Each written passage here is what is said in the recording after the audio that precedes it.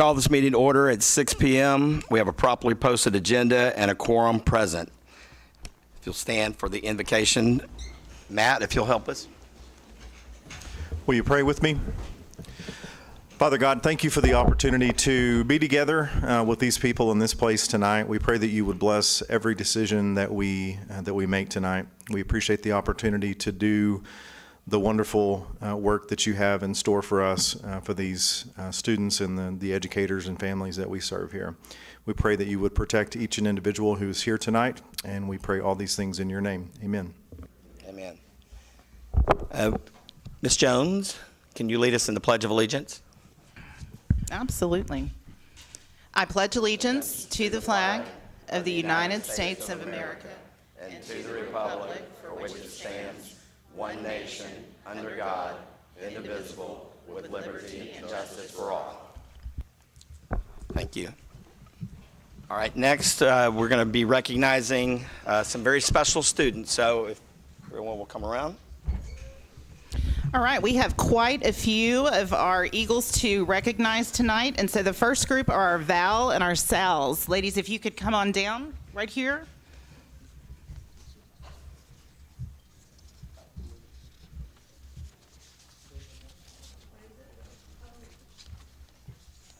All right.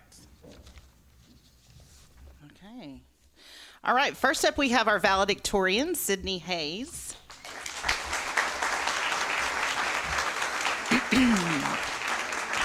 Sydney's parents are Suzanne McDonald and Richard McDonald.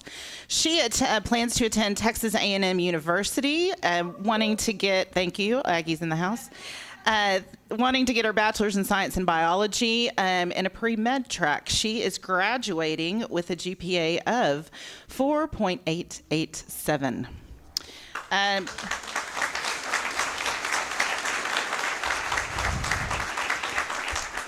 Sydney says, in short, being named my school's valedictorian has been the culmination of 4 years of hard work and dedication. It has been a goal of mine since middle school, and I'm very proud of myself and thankful to those who have pushed me to be where I am today. Thank you. Congratulations.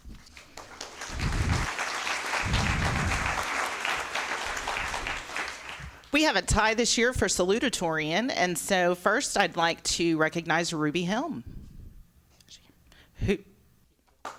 Oh, and Ruby, yes. Ruby isn't able to be with us this evening because she's probably doing one of these other million things that are happening with everyone in state competition. However, I do want to say her parents are Christian and Sharon Helm. She is also planning to attend Texas A&M University in the fall to study engineering. Her GPA is a 4.85. Ruby says that being salutatorian is an amazing honor. I've grown up in Decatur my whole life and seen past salutatorians and valedictorians graduate. I had a goal set and my hard work has paid off. I would not have been as successful in high school without the support of friends, family, and teachers. This honor is not just for me, but for all of them. All right, next up we have our other salutatorian, Eleanor Bond.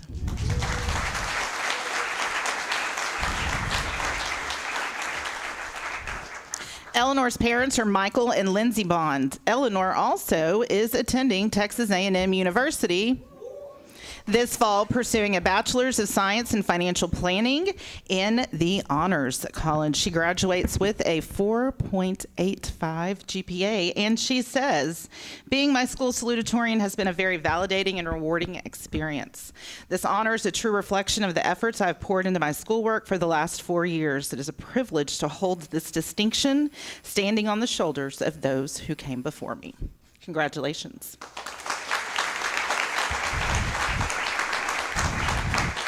Okay, we have a contract photographer tonight who is going to help with all these photos. So if the board could get together and you ladies stand with them. Yeah.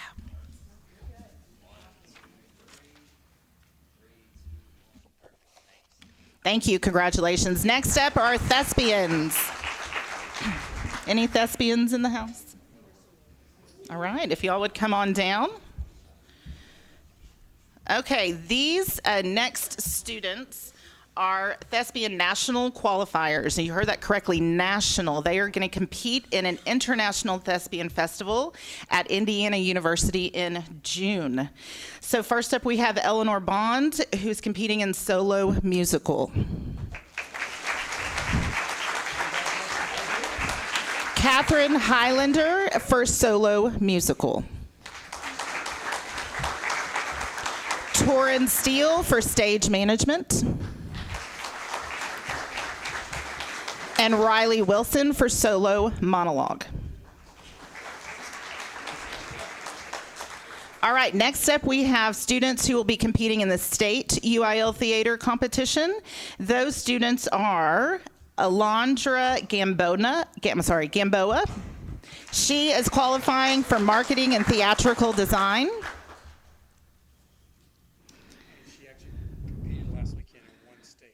She won state. Yes, we posted that. First place in the 4A division. Ms. Phillips also comments about this particular state competition is that it was expanded to 4 divisions this year and grew by 40% participation. So not only did she win, but she won against a lot more people. Way to go. All right, Torrin Steele competed in marketing for theatrical design.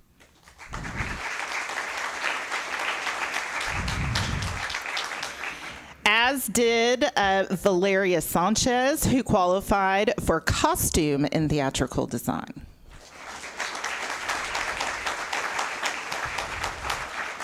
Their director is Rebecca Phillips. Is Phillips, are you here? Nope. She's at state with someone doing something else. Are there any other thespians that might not have been on the list for state? We're good. Okay. All right, Mr. Knowles, ladies, and gentlemen, if you'd come.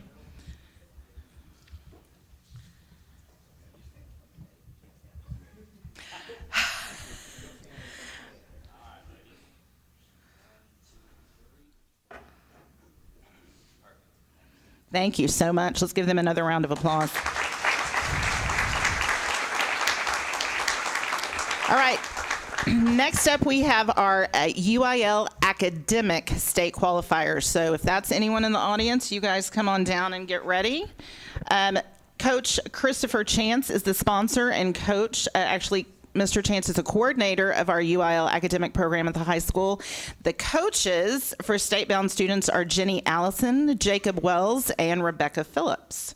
And so the students that are competing, and that's where they are like now, right, Mr. Lackey? They competed today. So Josh Hartenberger for first place in feature writing, Liz Lackey for 4th place in copy editing, Jocelyn Espinoza, 4th place news writing, Riley Wilson for 4th place poetry, and Spencer Fox Hunt for 6th place in science.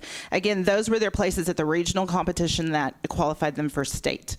The social studies team placed 3rd overall at region, journalism placed 3rd overall, and DHS placed 9th out of 50 schools. Whoop, whoop. Way to go, academics.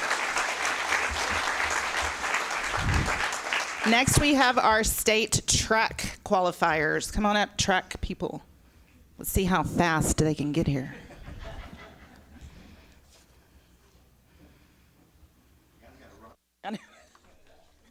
They went faster at state.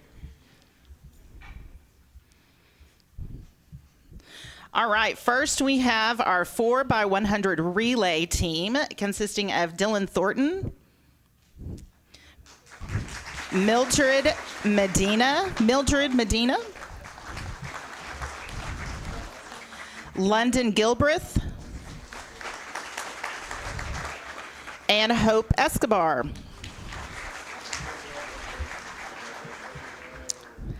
Also competing at state was our 4x200 relay team consisting of Dylan Thornton, Allie Watkins, Grace Knight, and Hope Escobar. Our relay alternate team at state consists of Reagan Joyner, Haley Huggins, Maya Conrad, and Chloe Loeffler.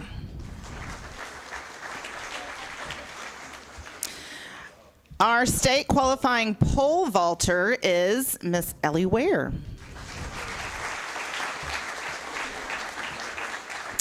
And their fearless manager is Ava Magliola. We'd like to thank their coaches, Coach Park and Coach Jones, for all the hard work with those students. Congratulations to our state track participants.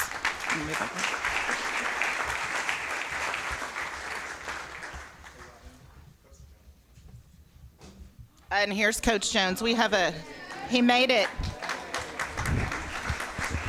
I bet he ran all the way here. Yes.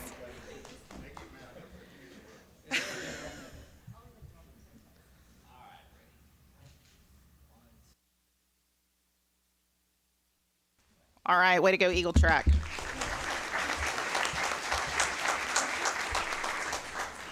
Okay, next up we have our choral students who competed at the Texas State Solo and Ensemble Contest. If they would get ready, we have a lot of them. It's amazing. All right, first up, Catherine Urasek,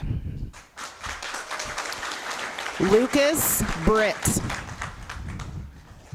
Allison Morris, Leonel Corona, Chloe Davis, Zachary Hall,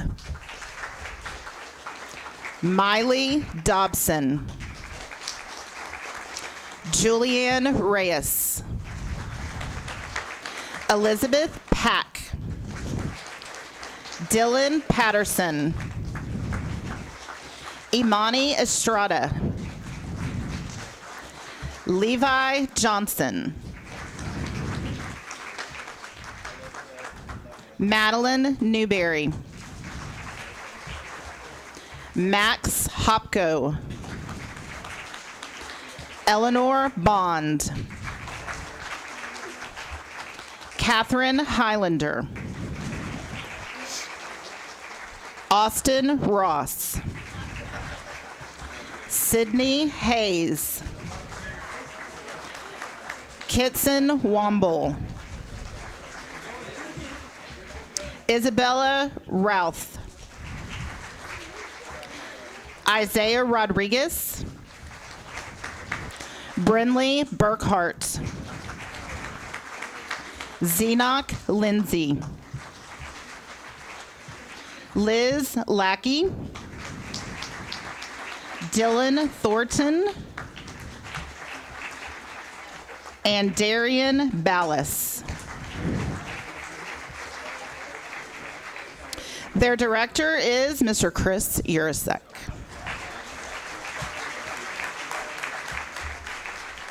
Awesome. All right, guys, you're going to have to get in multiple rows, but I have faith in you.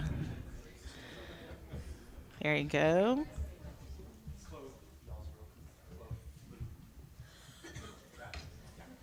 See how Mr. Urasek does that, all the directing? Okay, now everybody go. There you go. Awesome. And now strike an F. I'm kidding.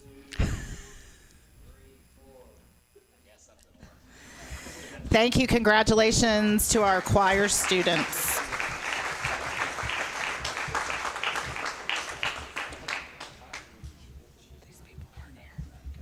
All right, we also are recognizing our girls golf competitor who competed at state, and that is Tori Gardner. She's not with us tonight, but we want to oh, here she comes. Mr. Lackey said it. Yay, they made it. Awesome.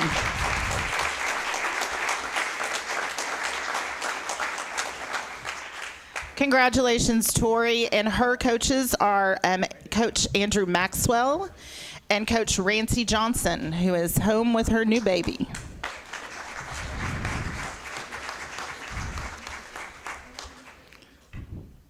Tori, what did you shoot at the state tournament?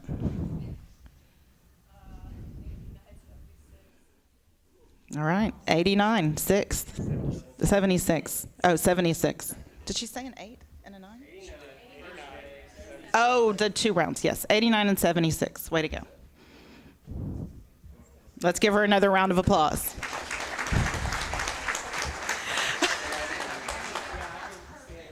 Didn't know they played 2 rounds. Awesome. Thank you so much. All right, we have 2 more teams. We're almost there. The next up is our all of our state ag teams that competed. So if you are on range evaluation, homicide evaluation, or forage judging, come on down. Forage, like foraging in a forest. Yes. F-O-R-A-G. Yes. So the range evaluation team, this is the first year for this team, and they were in the top 20 at state. And that is Madeline Addington, Brooklyn Albaugh,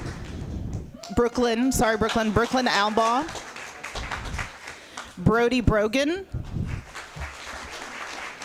Ryan Sessions.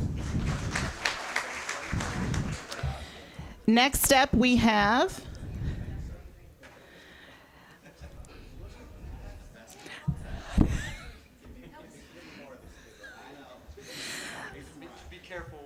you know what, Mr. Knowles, let's get a picture of just the range evaluation team. All right, let's do that. Their sponsor is Ellett Van. Mr. Van, are you here? You can come on up.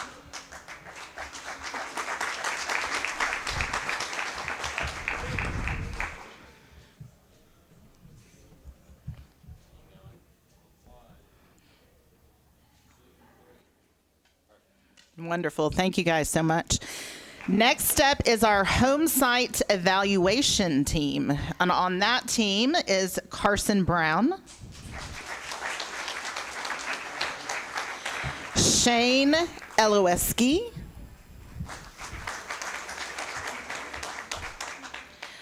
Jasmine Morales, and Cadence Pavelka. Again, their coach is Mr. Van. So let's get y'all's picture.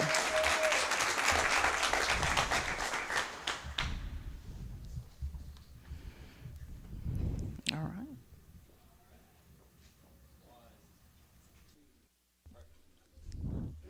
All right, our next team will be our forage judging team. Are we saying that, ladies? We have the right concept, foraging? Yes, awesome. Okay.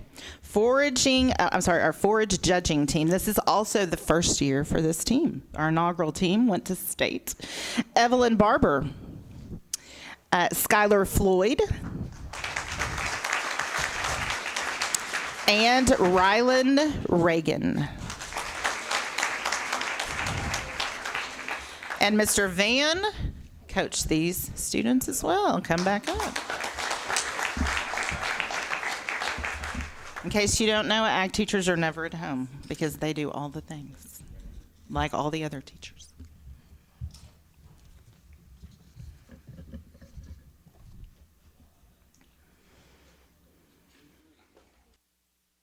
All right, thank you so much. And this is our final, but certainly not least of team, but this is our Texas High School Barbecue State Cook-Off competitor team. So if you guys want to come on and ladies want to come on down.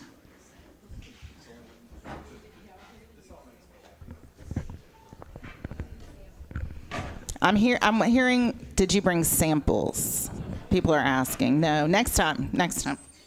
All right, the members of this team who competed in 5 categories: brisket, ribs, chicken, beans, and dessert, are Holland Hawkins,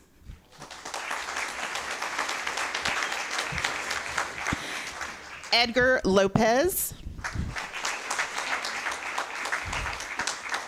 Carson Brown, Ryan Sessions,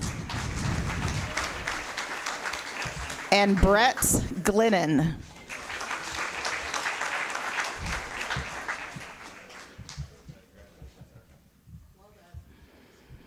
And the sponsors of this group are Lindsay Van, Ellett Van, and Chef Wade Goodmay.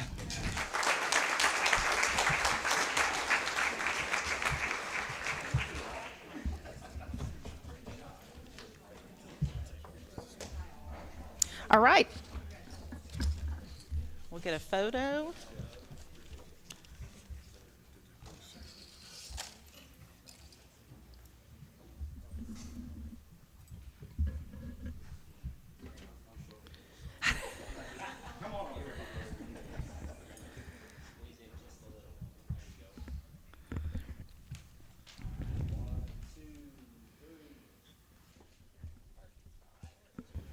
All right. Thank you guys so much. Thank you for bearing with us through all of that, but what great accomplishments that our students are making, and we want to recognize them for that. Also, want to just recognize anyone else who went to anything and competed that we may not know about yet. We'll continue recognitions as needed as long as there are things to recognize.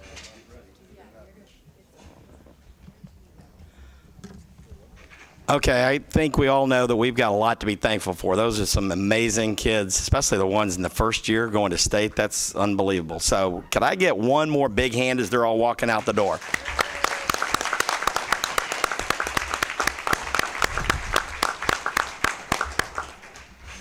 Okay, we're moving to item 5 on the agenda, public forum. We have 4 speakers. We'll do the first 2 on for speakers on the agenda. The first person would be Caitlin Nielsen.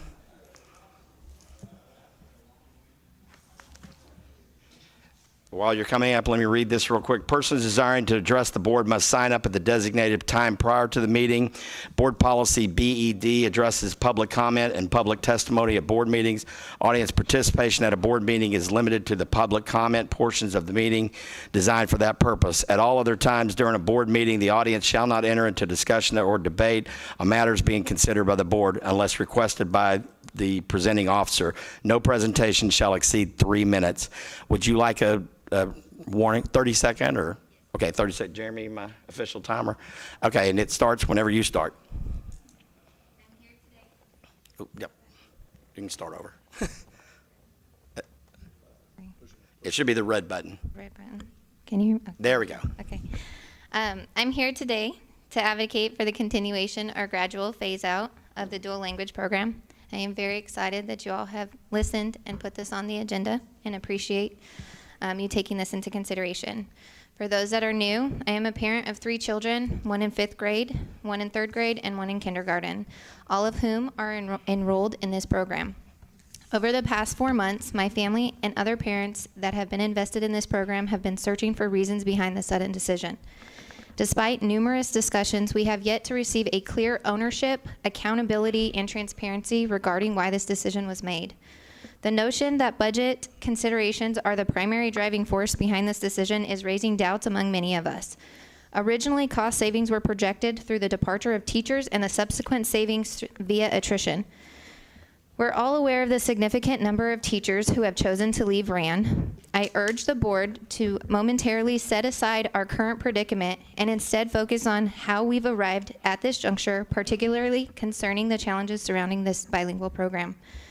Undoubtedly, a program cannot function without an adequate staff. However, I have confidence in both our community and administration to eventually fill these vacant positions. Therefore, I implore you to vote in favor of the phase-out, even if these positions remain unfilled. If those positions remain unfilled, the entire one-way bilingual program will have to be discontinued. This will require both Spanish and English-speaking children to be placed either in a general education or ESL program. It's crucial to emphasize that the decision made was not to dismantle the entire program, but rather to discontinue the participation of English-speaking students, thus allowing the one-way program to continue for our primary Spanish-speaking students. Today, I'm here to urge you all to consider voting in favor of either continuing the program or at very least phasing it out gradually. The number of children affected from kindergarten to 5th grade is a total of 42 students. As the 5th graders will be moving on next year, the total number of impacted English-speaking kids will be 36. 12 of those will be moving into 4th grade, leaving an average of 6 kids impacted per grade. Removing these 36 children from the program will lead to their placement into general education courses, inevitably increasing and maxing out those class sizes, while simultaneously reducing the enrollment in the current one-way bilingual program. It's important to note that the one-way bilingual program will persist alongside the ESL program. This raises a critical question: where is the supposed cost savings in this decision? The decision is being justified by the budget deficit, but it appears that there may be an undisclosed agenda at play. As you deliberate on your votes this evening, I implore you to prioritize the well-being of the impacted students, reflect on the dedication of our families. Our families have shown through their commitment, and acknowledge the absence of clear ownership, accountability regarding the true reasons behind this decision. We are talking about 36 students. Your votes are crucial. Our children are counting on your support. I appreciate you. Thank you. Thank you. Next up, Christina Alba. If I pronounce that right, sorry if I butchered that name. Would you like a 30-second time? Okay. Start on when you talk. Okay. Hi, Christina Alba. Firstly, I want to extend my warmest welcomes to Matt Joyner, Nate Bayless, and Delvin Campbell. Welcome. And thank you to the current board members for your dedication to our community. Some of you are aware that our children have already made a huge impact in this community. Our son, Johnny Alba, brought the first individual gold medal for the 100 fly swim this season, and Brooklyn Alba was just recognized for going to state with FFA. Our children's education is of utmost importance to us. I urge you to rectify the recent misguided decision to dissolve the dual language program. There's rumors that this program is too far gone because of the hasty decision to send out notifications about ending the program without consulting the people invested in it, like teachers, students, parents, and the school board. This abrupt notification without consultation has caused turmoil, prompting teachers to seek employment elsewhere. Well, I have a solution. According to the TEA, Chapter 89, Subchapter BB Commissioner's Rules concerning state plan for educating emergent bilingual students, school districts shall fulfill their obligation to provide access to the required bilingual program to emergent bilingual students in accordance to Texas Education Code 29.053. School districts may enroll non-emergent bilingual students in the bilingual education program or ESL in accordance with that code. This means our children that are currently enrolled in the two-way can transition to the one-way. And after speaking to the principal, I was informed the program curriculum is exactly the same. This is the opportunity to make it right to the families that have been affected by this poor decision and preserve educational opportunities for our children. I know that it's important that for the support of the community when it comes time to vote on bonds. Then this is the chance to support the community by maintaining programs that benefit our children. Your support programs like these are crucial for garnering community trust, especially when it comes to time to vote on those bonds. Our children's education is paramount, and your commitment to their growth is vital. Please vote to save the program, or at minimum, make sure they have a place in the one-way program. Thank you again for your dedication to the school district, its teachers and students, and we eagerly anticipate the remarkable achievements you will make possible. Thank you. Thank you.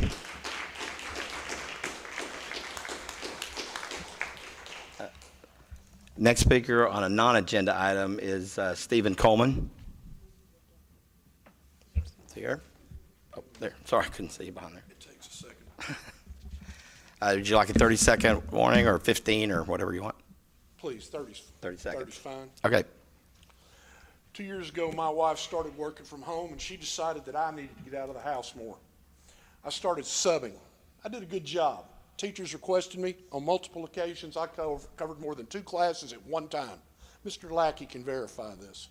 On 2/23/24, a gentleman named Rick Lifto sent an email requesting an investigation for my allegedly violating DISD social media policy that I never saw or signed. I dispute this. He says alleged because he has no proof. From that email, Dalen Coleman is calling people pedophile, P-E-D-O-F-I-L-E, liar, L-I-E-R, and terrorist, T-E-R-R-O-I-S-T. Regarding pedophile, I have called 3 people pedophile. all who endorsed a local candidate for office. In all three cases, the individuals did exactly what I stated and were held accountable by schools, courts, and the legislature, respectively. I stand by what I said regarding those individuals.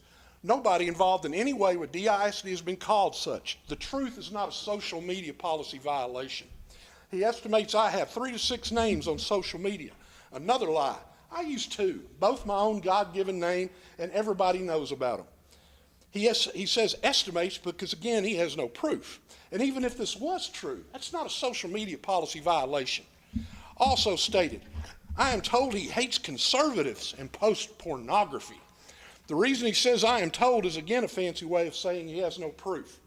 First, whatever my political leanings are, and I dispute his assertions, they are not germane to this discussion. The porn part, filthy lie. I am also accused of some calling some the Taliban. I happily plead guilty. I'm thrilled. Taliban is a use of metaphor to describe folks who bully, intimidate, and lie in an attempt to intimidate people. For example, the disgusting behaviors we saw used against a recently elected school board member. I stand by it. If you don't like being called the Taliban, quit doing Taliban things.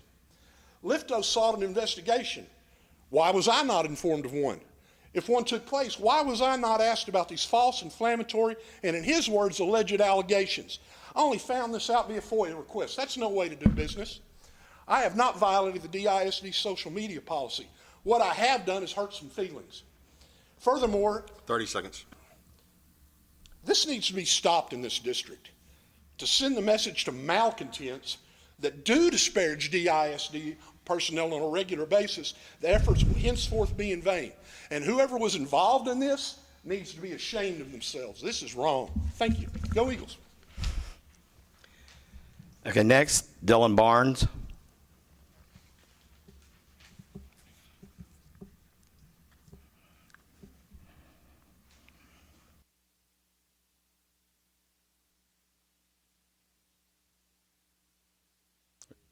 Okay. Good evening, Board. I want to follow up from last week, or on Friday. I didn't get finished, so I don't remember exactly where it was because I gave it to the messenger, so I'll start here. Mr. Kaler, you often forward emails to your personal email, to other board members' personal emails, and to the Assistant Superintendent of Schools. You responded to anonymous complaints, which goes against our board operating procedures, with not only your personal email, but also your cell phone, so they can call you about the concern. You violated the client-attorney privilege by leaving a voicemail and phone conversations with community members about closed meeting conversation. For transparency reasons, for the community members who felt they had a heartfelt response about the STEM situation from Mr. Kaler, just know that he cut and pasted the same email to you and lied, stating, I was not asked or aware of Friday's special meeting until it was posted. The truth is, he received a text on January 23rd, 1:48 p.m., but didn't respond. You also stated to parents that I was the driving force for voting on the STEM. For the record, you asked to put it to vote. I just exited out of the process. Because unlike you, I can sense that controversy is not good for the district. All I hear is we are divided, division, division. Well, until Scott Kaler stops posting on social media about division, it's never going to get any better. Just as on Saturday, you posted on social media, time will tell if the new board values your money. Is that what you consider as working as a team? I will not go to TASB and spend $10K plus, but you have cost the district way over $10,000 on your witch hunts. You're constantly posting on social media as a board member, degrading other board members, and the interim the superintendent emeritus. That's how you build a team. You're constantly degrading the district on all things that you feel have not been done correctly. I would challenge anybody to show me proof on a topic outside of Dr. Wooten where Mr. Kaler has been positive on any subject, but you can find all the negative. I really feel sorry for you board members. Until Scott Kaler stops posting on social media, you're fighting an uphill battle. Thank you for your service. Okay, move to number 6 on our agenda, superintendent report. Before we get to that with Mr. Lackey, who is our acting superintendent, I wanted, first of all, if there was any confusion from Friday about what the direction or the plan at the superintendent level is, I want to certainly clear that up today. We've asked Mr. Lackey to act as the acting superintendent, which is with Dr. Jones's last day being Friday. We have a couple of weeks left of school, and then until we name a new interim superintendent, Mr. Lackey has graciously offered to fill that role. He is still the high school principal and will remain the high school principal once we name an interim. But I just want to make sure that the time frame on that could be 2 to 4, no more than 6 weeks. It depends on how long it takes for us to hire an interim. So I just want to make sure everybody's aware of that. And then the interim will be here for an unspecified amount of time to evaluate and make recommendations and to certainly to move this district forward. And then at that time, after that period, we will then name a full-time, long-term, hopefully, superintendent. So I just want to make sure we had that clear understanding before we move on. So, Mr. Lackey, are you ready with the superintendent report? You bet. Let's get this going. So since I've been in this role for, 8 hours today, Stan? Something like that. The superintendent report will be short. Our total enrollment is 3,795. I want to say a big congrats to all of the principals, teachers, and administrators that have gotten through the STAR testing, because that was a complete bear on all campuses, and they deserve a huge round of applause. Miss Debbie Boatwright, our testing coordinator, leading us in all that, and what it takes to do that on a campus. It is very challenging, and I know firsthand that our principals are amazing leaders, and they did a great job on their campus, and their teachers did a great job having our students prepared and doing the best that they could possibly do. And so I just want to give them a big shout out. I also want to say what you just saw with all those kids coming across and shaking hands and all the different things that they do, and then all the recognitions that, especially at Decatur High School, that we're going to throw down in the next week and a half. It is a result of a lot of hard work by these kids, but it's also the result of a lot of support from their parents and what they do to support those kids and to encourage those kids. But also don't forget the hard work of those teachers and their sponsors and the hours that they put in and the different, you saw many different kids going across in many different things. And that's just a testament to what we have here at Decatur and the hardworking people that we have and the success that we have. And I just want to say it's great to be a part of it. It's great to see it. That's my favorite thing about being Decatur High School principal. It's not going down a water slide like I did last week when the seniors did their prank, although that's part of it. But what I love about being Decatur High School principal is seeing the kids succeed and seeing the looks on their faces when they do succeed. And so I just want to give them a big shout out and just encourage all of you as we get close to this time of year to congratulate not only our seniors, but to congratulate all our students that are moving on to the next level, whatever level that may be. And so last thing I have is a report on our resignation and hiring at this time from spring break to May 3rd. We had 36 teachers resign. 19 have been replaced, and as of tonight, we have 9 left still to fill. So that is the superintendent report. Thank you, Mr. Lackey. Number 7, the consent agenda, if you would also, Mr. Lackey, kind of go through that real quick, or as quick as you need. You got it. In this month's consent agenda, we have minutes from the April 15th, 2024 regular meeting, the April 17th, 2024 special meeting, and April 22nd, 2024 special meeting. We have budget amendments. We have 3 budget amendments that are spelled out in your board packet, totaling $279,800. We have no purchases greater than $25,000, And then also, last but not least, in the consent agenda, we have a resolution to extend our depository contract. Okay. Any questions? I recommend you approve the consent agenda as presented. Someone make a motion, please. Anyone? I make a motion, we approve the consent agenda as presented. All right, we've got a motion by Delvin and a second by Matt. I would ask for, because one thing I'd been asked that when we vote, that we would actually raise our hands. It's hard sometimes for people to understand who voted which way. And so if you would, when I ask you for yes, if you'll raise your hand, and no, same thing.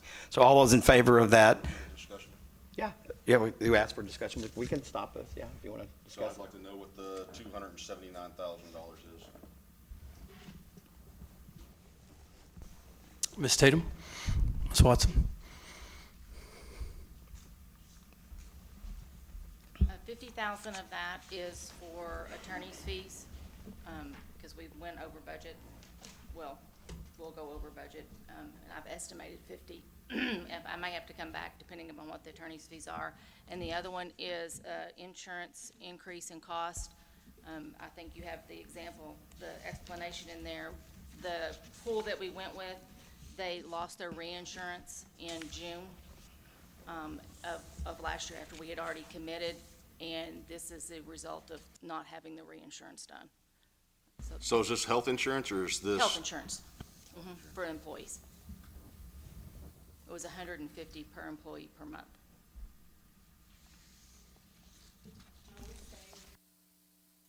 No, we're actively looking for different, that would be 100% reinsured, since they are not. And we now have a year's worth of lost data that we didn't have previously through TRS. So. Has this happened? How many other districts? Do you know how many other districts this has occurred? Every district that was in this pool, it's over 20. Anybody local? Alward was in it as well. Microphone. I'm getting it from the back there. Oh. Use the microphone. Any other questions? Anybody comments? Okay, thank you. All right, we had a motion and we had a second. All those in favor of approving the consent agenda as presented, say aye. Aye with your hands. All those opposed, say nay. Motion passes 7-0. Next, we move to number 8, item agenda number 8, informational items. First one, 8A, Mr. Knowles with the operations and safety report.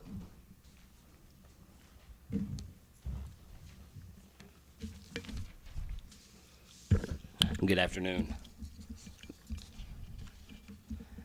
As you can see, work orders are relatively balanced with how they've been the last few months. The big thing we've got going on right now is the Eagle Stadium lift. Those documents were released last week from our architect, and they are out currently for bid. Hopefully we can get some general contractors interested in doing this work, looking at it and putting in some proposals for it. We're on schedule so far with the timeline that's listed in your operations report. On to safety, the Centegix update, new badges have been distributed to staff. All our intercoms are now working, and we are going to start testing campuses on the main side of it, on the lockdown side of it, one evening this week, once students are released and gone home and learning ladder is out of the buildings. We do know that the I need help alerts are working, as we've got a few of them either by accident, since all the badges have been distributed, or if they were actually on purpose. We had our district safety team meeting last week on the 9th, and then our district emergency management coordinator attended a safety workshop that Region 11 hosted a couple weeks ago, and the agenda included upcoming changes to our EOP, what parts they're requiring for review, which we've already got in place, and then discussions on TEA's new school safety agents and various other school-related safety items. And the other big takeaway from that was they're beefing up the cybersecurity security stuff that they're looking at right now due to the unwarranted hacks that have been taking place. And then our McCarroll fencing will commence once school is out, pending board approval. It is one of your action items to look at tonight. And then if you see the picture, that was an interesting picture. We had a case of honeybees last Monday, a week ago. We had a 7-on-7 high school tournament here, or matches, and got a call about 10 o'clock that morning that there was a nest of honeybees in the visitor stadium. And little did I know, we have 2 beekeepers that work in district, and one of them went home and got his attire and his smoke machine. And growing up on a farm my whole childhood, I knew nothing about honeybees. I still know nothing about honeybees, but I did learn a lot last week. He was able to go in there and find the queen in that nest and put her in a separate box, and then put that box in a bigger box and cut a hole in it, and then actually got these bees to start going in. They can smell her and going in after her. And it took a few hours, but he was able to finally get the bees out. We did have to partition that area off because 7-on-7 was starting, just to keep people from going in there. But it's very interesting. So don't know why they migrated there. They were chasing the queen. I don't know if it was due to the rain, lack of food, but we hope they don't come back. But it was very, very interesting. So Did you come away with any honey? we did not come away with any honey. No, I didn't stick around long enough to look, but I don't think they were making a comb. So anyway, any questions? Do we get to know who the beekeeper is?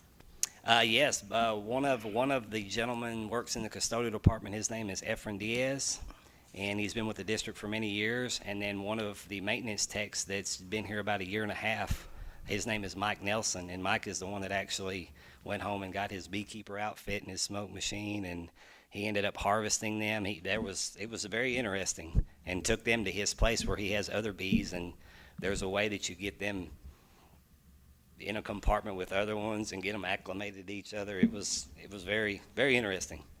I learned a lot. So anyway, any questions? Do we have an update on the NS plumbing? I do. So I've got the third competitive quote came in this morning, and we will be coming to the board next month because they're all over $25,000. And we've got both of these are on buy board, or one of them's on tip. One of them's on tips, one of them's on buy board, and one of them's not. But we had a price range, and they're quoting apples to apples. Anywhere from $29,000 to about $42,000 was the price range. So we'll be bringing that. I'll be bringing it to the board next month to look at. We're going to replace about 275 linear feet of that pipe, give or take.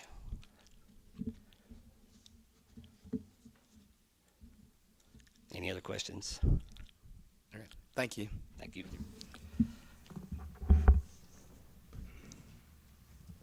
All right, next up is the is 8B, financial information. Ms. Watson. You have your financials for the month of April in front of you. Your revenue, we're sitting at 85%, but that is still due to the SHARs being appealed and then in the discovery process with the attorneys. Your local revenue sitting at 94%, which is still down a little bit, but that's due to some of the changes in the laws, and so we're right on target with all of that. Your expenses, you're sitting at 65% right now. You're 7 months in, so that would be about 66%. So we're still about 1% under on our expenditures. If you'll flip over on the construction fund, just kind of haven't really talked about that in a while. The construction fund, right now you have about $26,000 left that we have not budgeted anything for out of that fund. That will clear that fund out. We didn't put it on this agenda, but it was brought up before about the efficiency audit. I didn't know if we wanted to bring that back up or not, but that would be a place where we could take the money in order to cover that if the board decided that they wanted to do an efficiency audit for TRE in the fall. 13 to 19,000. And the deadline for that, I know you mentioned that once before. The deadline needs, their proposal to us was having it to them by May 31st. So if you have another board meeting, then this would need to be added to that agenda if you wanted to do an efficiency audit. But that you have 26,000 there, which would more than cover the cost of that, so you wouldn't have to go out of your general fund in order to get that done. So, any questions? I know I went over that fast. For new board members, it's a whole lot more to take into, and whenever you have your meeting with the superintendent, then I'll go over all of it more in depth the next month, so you'll be more well aware. And for our new members, know we're going to be calling a budget workshop very quickly to try to get everybody up to speed, and we all need it, but obviously you three do, so. Any questions? Anything? Okay, thank you.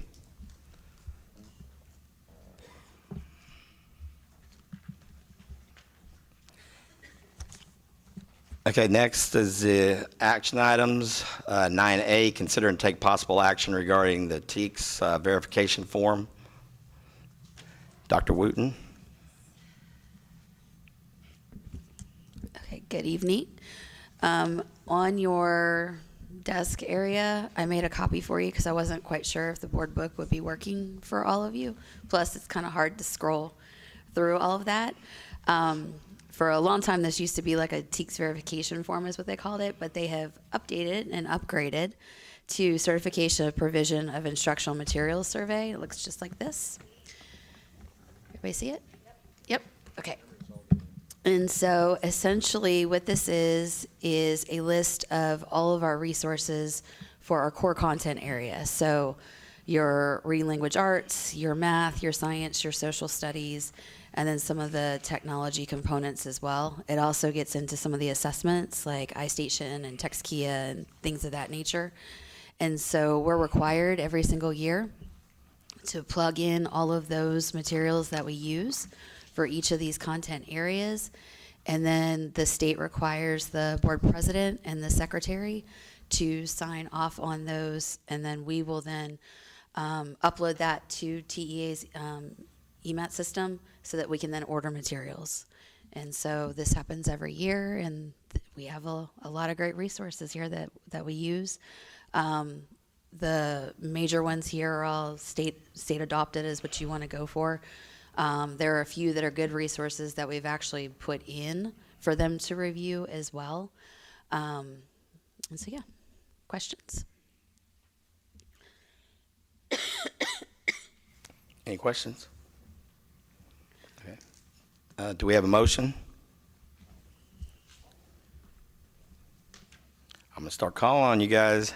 I recommend the board certifies the certification of provision of instructional materials survey 2024-25, I think is what it's supposed to say.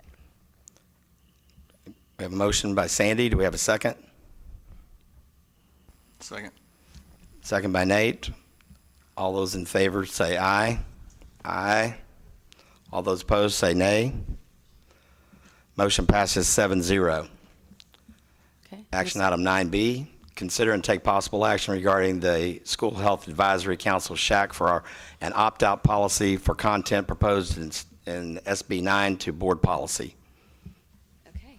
And so I'm going to open with this, and then Ms. Holly Ann Petrie, who is the chair of SHAC, is going to be going over all the updates.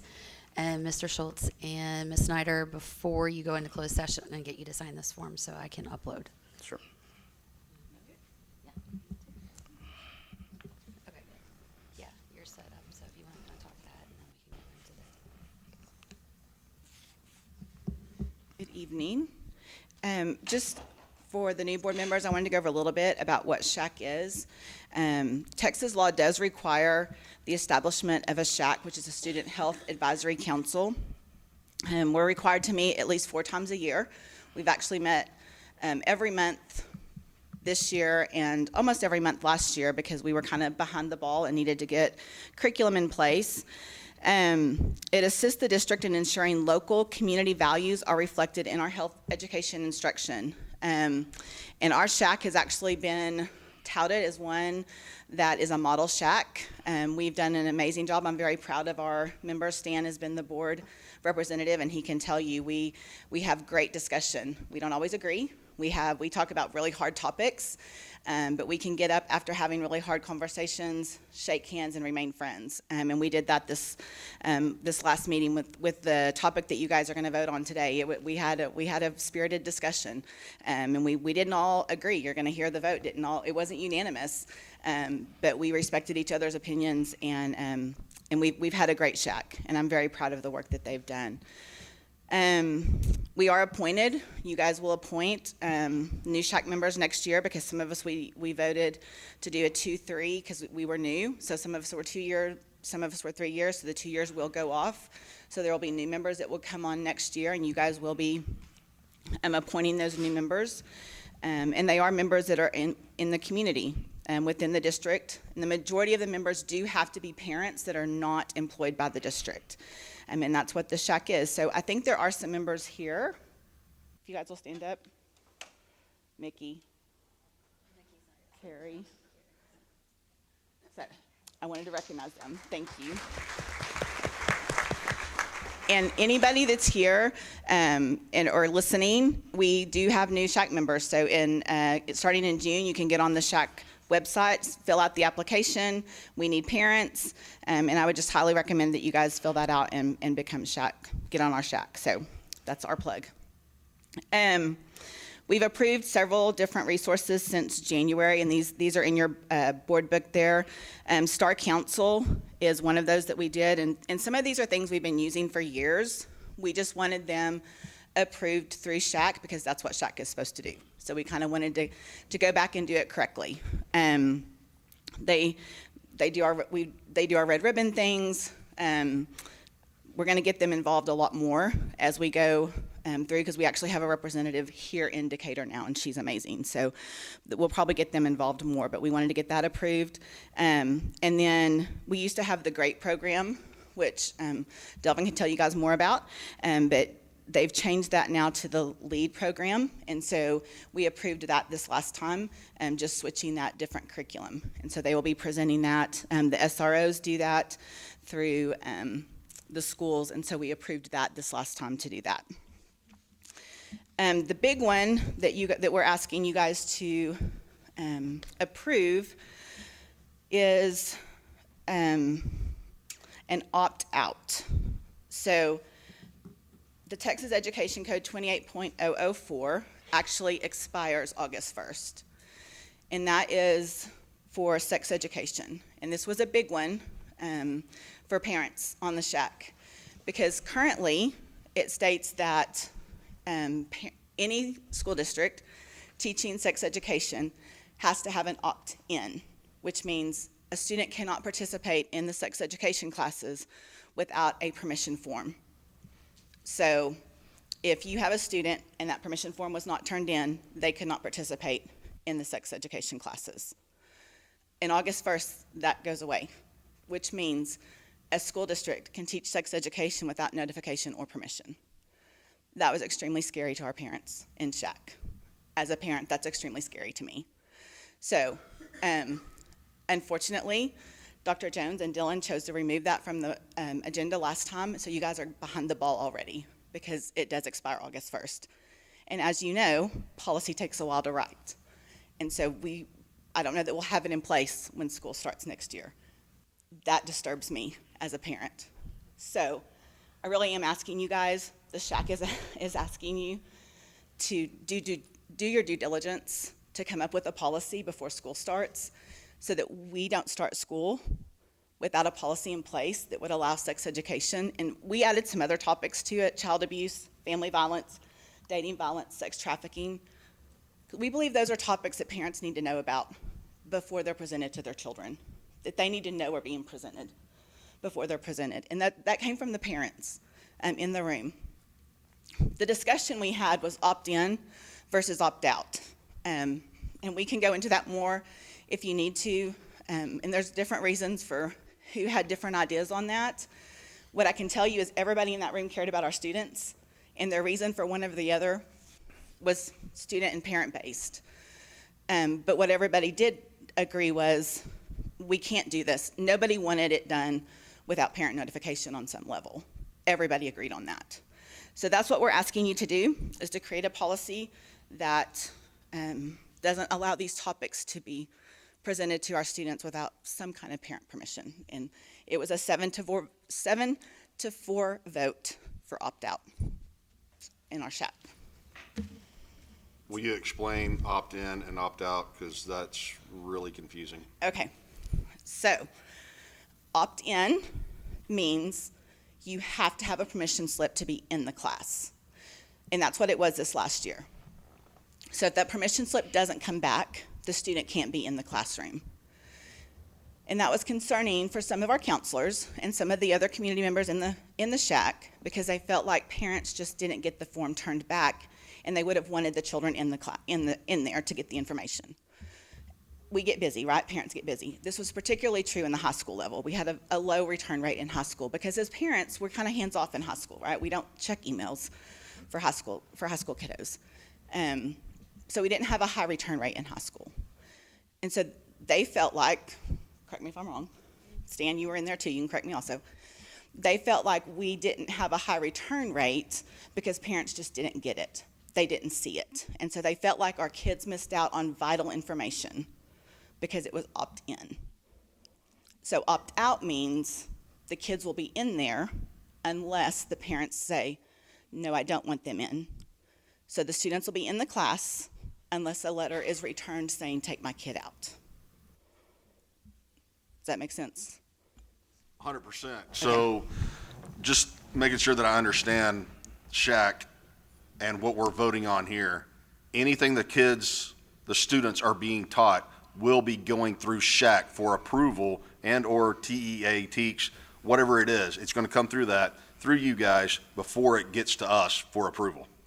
Correct. We'll make recommendations. You guys, again, we're always recommendations, right? You guys make the decisions. So it will always come through us, and it has. I mean, what we're teaching for sex education, it's the 180 degrees. It has parent meetings. They can come to the meetings. They can see the curriculum. The fear is, without anything, parents aren't going to know when it's being taught or if it's being taught. And that's the issue. But yes, you're correct. It will come through us, recommended to you guys. Health cheeks. And some science. Do you have recommended policy that you would like us to reference? That's yours. So I have done some research just looking at possible language. Understand whatever is decided here, this is the recommendation. We would want TASB to look at that and go, how do we incorporate it in? I'm going to assume a lot of that's going to overlap simply because it was in place this year. And so now we're looking to put it back in place before the August 1st deal so that it doesn't sunset, is what they call it. So the possible language, if I scrolled up right here, and I'm not TASB policy writer extraordinaire, but this is the gist of it, of what would be included. It just says before a student may be provided instruction in the following areas: human sexuality instruction, prevention of child abuse, prevention of family violence, prevention of dating violence, and prevention of sex trafficking. Decatur ISD will obtain written and/or electronic consent of the student's parent. A request for written consent under this subsection may not be included with other notifications or requests for written consent provided by the parent and must be provided to the parent within 10 school days before the date on which the above specified instruction begins. So that's one thing that this year, we're kind of putting all this in place and making sure that we were making this happen. Obviously, time is of the essence. You're also outsourcing to different organizations like Child Advocacy, like 180 Degrees. So now that we kind of know what to expect time-wise, we can budget our time more appropriately so we can get that out. And like Ms. Petrie said, our middle school response was really, really good. But our high school, because, I'm guilty, I have a high schooler, I don't check her backpack. I just make sure nothing's rotting in the backpack before, we go on to the next thing. So this is what proposed language, but obviously TASB would make the final language. And then just so you know with that, with the TASB language, it would be one of these things we present again when we're approving all the policies for the beginning of the year. We would just need to make sure that that happens by August 1st so that we don't lose time. Do we know what other school districts are doing opt-in, opt-out wise? I'm not 100% what some of the other school districts are doing. I just from meeting with other people that are on curriculum and stuff like that, it was more of a, hey, here's a heads up. This is going to sunset. This could potentially cause issues depending upon the district that you're with. Like Ms. Petrie said, ours were very passionate about making sure parents are well informed of what is being taught. The individuals on the committee that are in the school district also want to make sure something's in place as well for them. So it really was, everybody involved. So if we do nothing, we've opted in? No, if you do nothing, then there's nothing there, and the district can do anything they want without notification or Gotcha. permission. And as far as other districts, I know there are districts around us that can't even get people to show up for SHAC. They don't even have a quorum to vote on anything, so that makes it difficult. And a lot of times the boards don't even know that exists. We know that because we have a SHAC and we have very educated Mickey Tanners keeps us abreast of things like that, or we probably wouldn't have known. So I think it's very odd that there's a Texas Education Code that expires, but it's right there in black and white. So we're looking for a motion on this matter. And I correct? did put it in the, your little cover sheet. That's what I call it. I don't know what it's officially called, but it's a cover sheet that What's it look has like the again? motion. The cover sheet? It's on, that is in your board book. Oh, That goes- gotcha. I'm sorry. It should be. Yeah, it's the one in the board book. I'm looking for a motion. Okay. Consider and take possible action regarding the School Health Advisory Council, SHAC, for an opt-out policy for content proposed in SB 9 to board policy. That was the subject. Thank you for that information, though. Yep. I recommend we approve the recommendations made by SHAC as it relates to creating a board policy. Do we have a second? Second? I forgot last time that we do discussion after first, so I apologize. I'm learning this new role too. So this is for discussion out amongst the board members. Michelle or Dr. Wooten, is your department going to work with TASB on this policy? Or just since we have a lot of changes right now, what department will be getting the policy together? It would be my department. It would be with me. I would send something like this and ask for them to give me feedback. Is it all inclusive? What I've learned with some policies I've written, I tend to be a little wordy, and so they slim me down a little bit. Sure, okay. I just want to make sure that we have somebody lined up to. It would be teaching and learning, yes. So are we able to change this if we get feedback over the next 6 months? Will this be something that we can bring back on the agenda and change to an opt-in?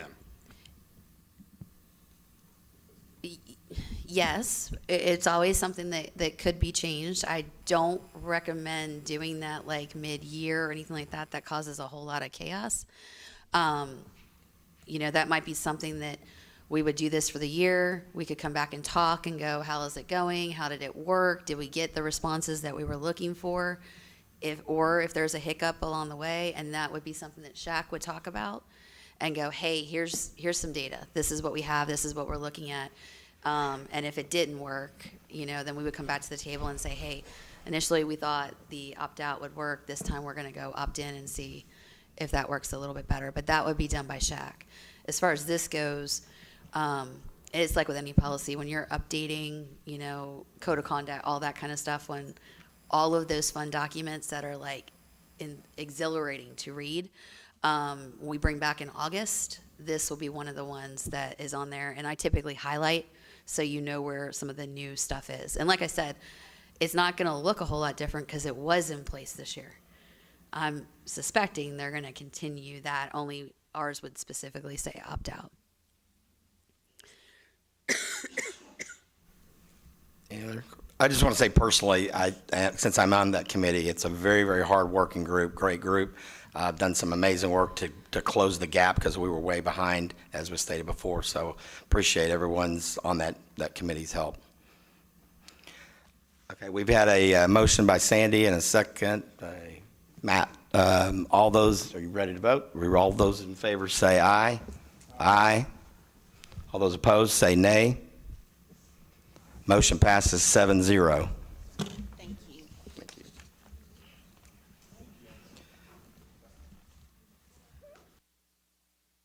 All right. The next action item, consider and take possible action to approve the RFP for McCarroll Middle School fencing that John referenced earlier.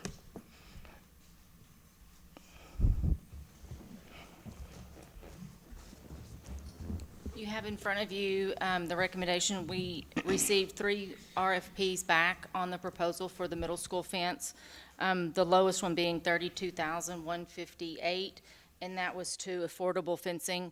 The next one was $49,840, and then the last one we received was $116,000. So, but they were coming from the Metroplex, and so there was a travel fee and stuff like that for that one. So we're recommending that you go with the affordable fencing. The project will start just as soon as the kids are no longer at school and be supposed to be completed by July 15th, pending no weather. And this is the fence to enclose around the portable buildings, correct? Yes, if you want more detail on what is in the fencing, John has that, but. I just wanted to make for the public to know what this is for. Yes, so this will be approximately 497 linear feet of chain link fence, 8-foot tall chain link fence that will encompass the northeast or east side of the portable buildings towards the football field, that direction. And as well as we're going to install 152 linear feet of 6-foot wrought iron fence, which both of these meet the new TA guidelines for secured areas, which will go on the baseball, softball field side of the walkway that ties the middle school campus to the MPB building. So that will basically become a secured area for kids that are going from one building to the MPB for athletics, to eat lunch and so forth. Is there any kind of connection with STEM? This will not include anything with STEM. No, this will be everything to the north side of the MPB. And there will be walk-through gates with automatic gate closers, panic bars that will only be able to be unlocked with a key from the outside, meeting all the safety criteria on that. John, are we getting any state funding for this? It was a mandate by them, correct? This will be some grant money from this. This will be grant money that's being used on this. Yep. Any questions for Ms. Watson or Mr. Knowles? If there are not, then do we have a motion? I recommend we award the RFP for the McCarroll Middle School fencing to affordable fencing. We've got a motion by Nate. Do we have a second? Second.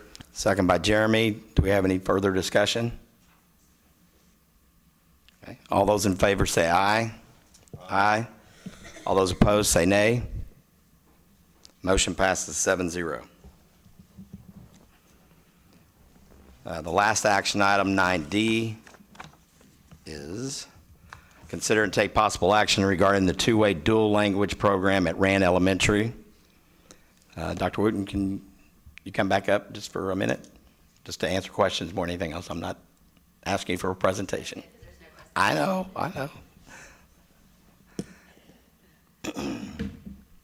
Is there anything you want to say before you are asked questions? I mean, I'm not sure how familiar everybody is with kind of just the process and things that have transpired with dual language. Just because we do have some new board members, so if you like, I can kind of give a recap. Would that be beneficial? I think it would be beneficial for our new members.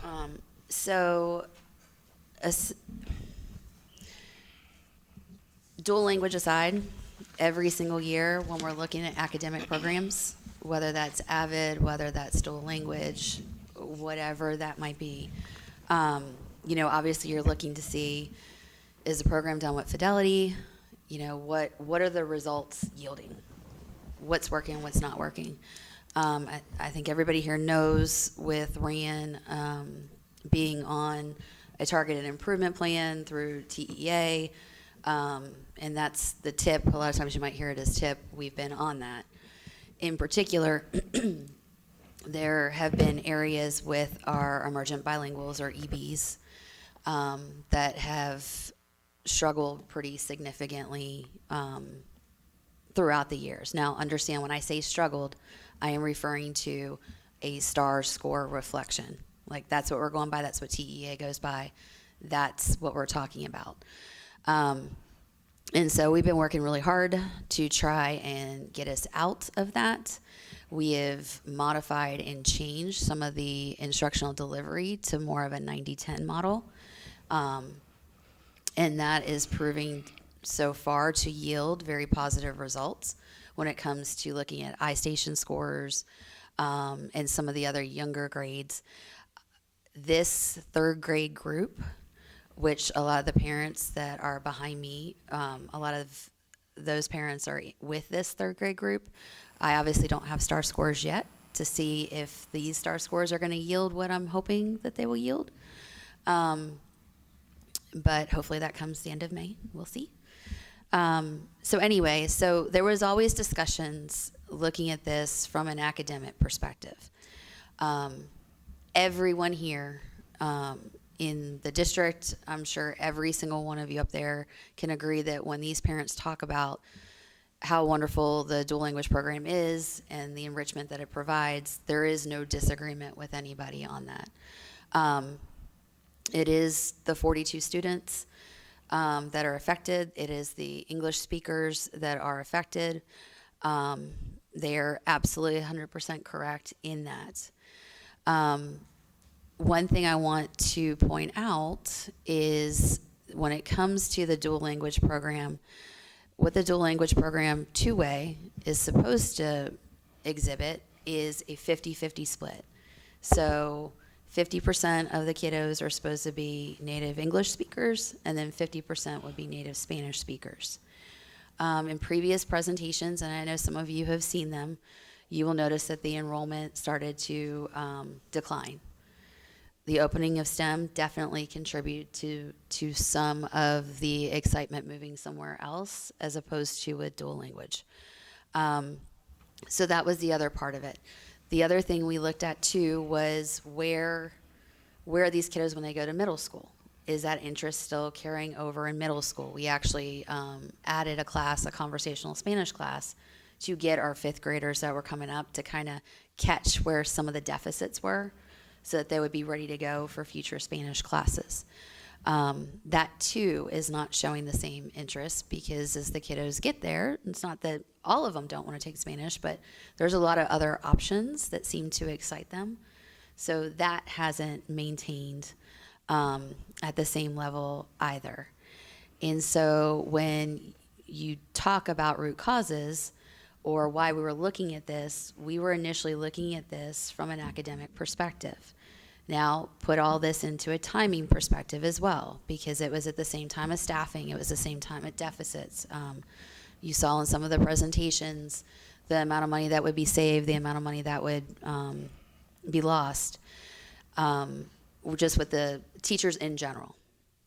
And where that's coming from a staffing perspective, is it's all classes it ran. It was not just bilingual. But one of the things with our deficit that we're looking at, obviously, is increasing some of the class sizes at 4th and 5th grade. When you're dealing with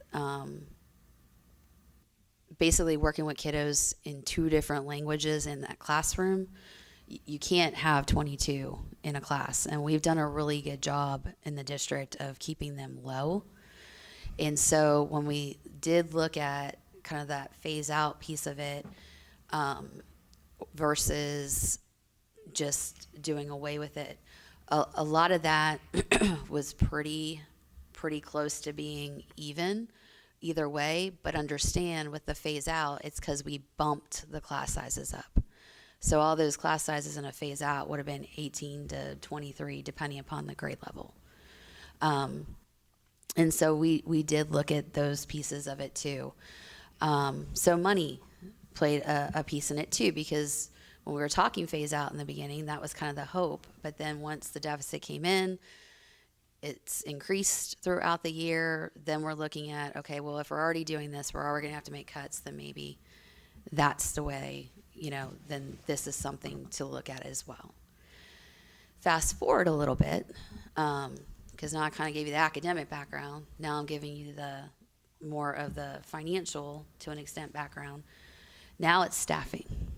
So now we're being hit with the triple whammy, because as it was even talked about here, it's finding the teachers, making sure we're covered. As of right now, there are 0 applicants still for any of the 3 bilingual positions I feel that are open. If I misspeak, Meredith or Tanya, you can chime in, that are open right now. And so you also have that component. And so, no, it has not been an easy, straight, cut and dry, it's this, this, or this. It's really all of these things encompassing. But that's still hard to hear as a parent, and I recognize that. Also, Mr. Barnes mentioned, I don't remember which meeting, it might have even been the last one or the one before that, that them being notified and how they were notified.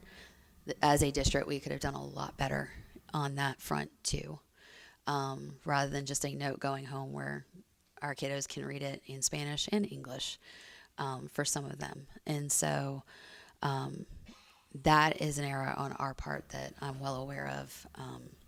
And, we'll be much more cognizant of that moving forward. So that's kind of a recap of where we are. The staffing is still an issue. The academics are still a concern. It does save some money. At the end of the day, I'm a curriculum person. I'm going to look at the staffing. Can we do a program with fidelity based on the resources we have?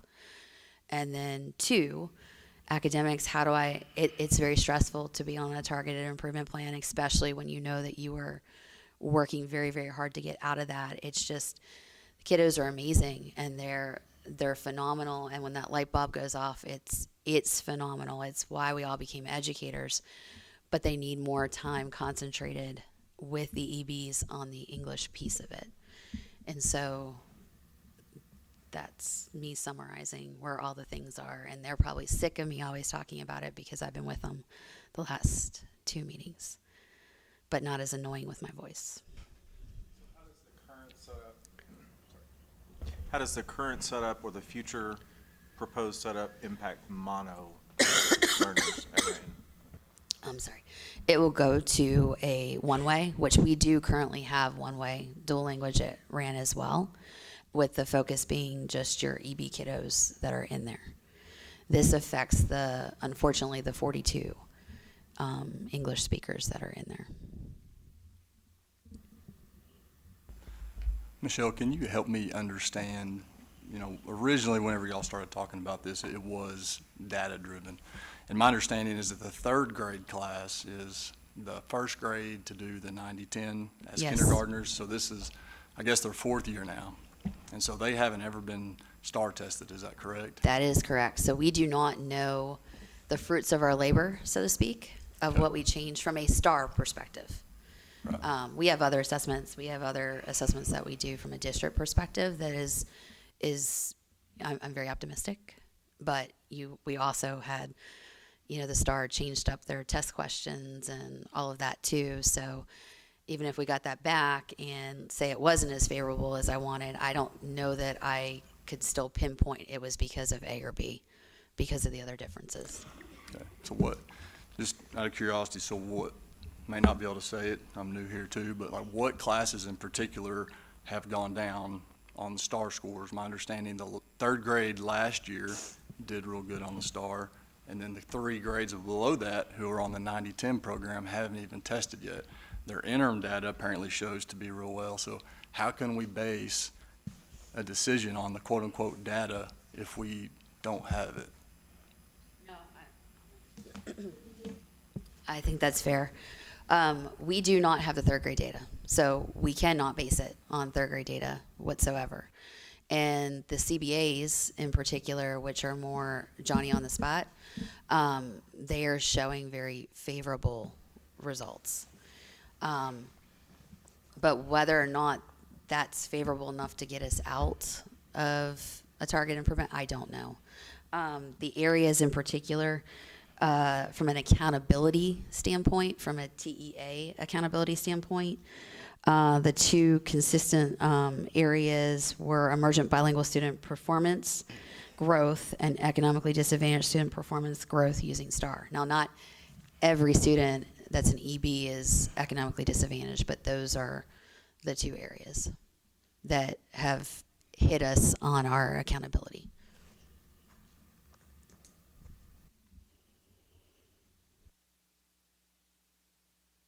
Have we got any feedback about why we've lost so many bilingual educators and teachers? Is Tanya here? Tanya might be able to. It's purely monetary so far. Do you know roughly what difference and what's the price that they're getting? It's about a $2,000 difference, stipend wise.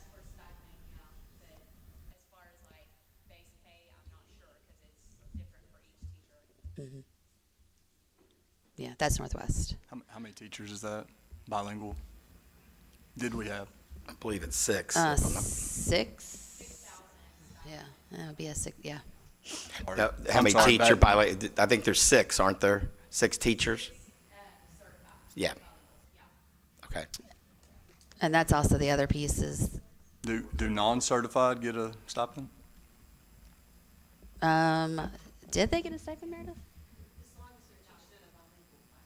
Okay, so yes. At other districts, if you're not certified, do you get a stipend?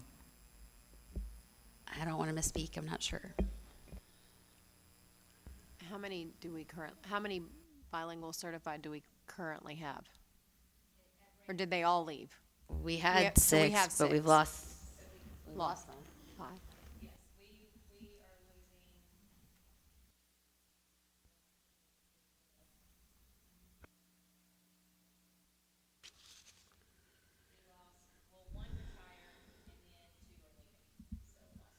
So 3 of the 6 are now gone. And then I just heard someone ask the question. It's 220 EBs it ran, 194 in the bilingual program.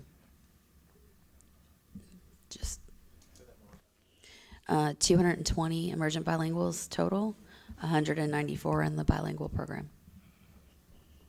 So what are we doing for recruitment? What's the strategy?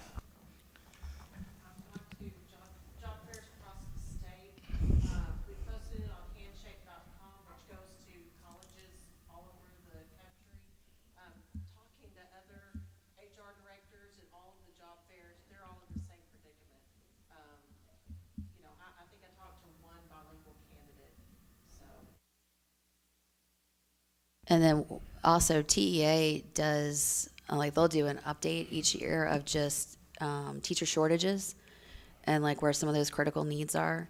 And bilingual is on there as well as ESL, as well as CTE, as well as a lot of the high school core content areas. So they're seeing it statewide as well. Are we offering any incentives to get current teachers bilingual certified?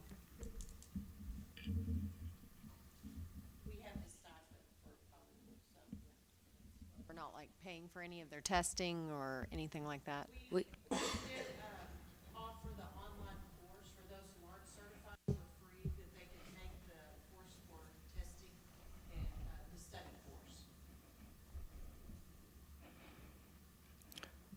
Sounds like we as a board are going to need to seriously consider increasing a stipend for those to retain and then to recruit some new ones, because we can't go into the fall with what we've got. So that's something I think the board needs to address. The staffing has become the number one, concern, followed by, I guess I shouldn't prioritize like that. I mean, all of it's important, and all of it plays a factor in it.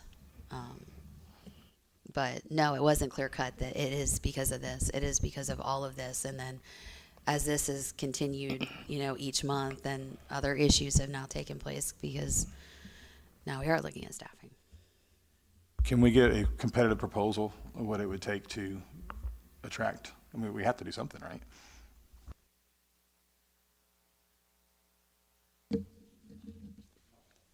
But do we have any choice? Are we required to staff that curriculum? We will find the money somewhere. We have to. We don't have a choice. I don't know exactly how, but we need to find it.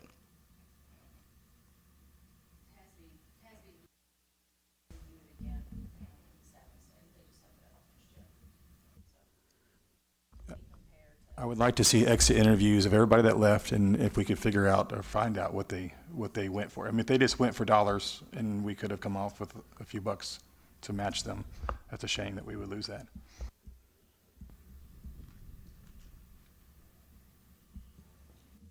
Anything else? Yeah, this may be more for Cindy. Cindy, if we were to potentially look at a phase out at this point, would that save the district any money?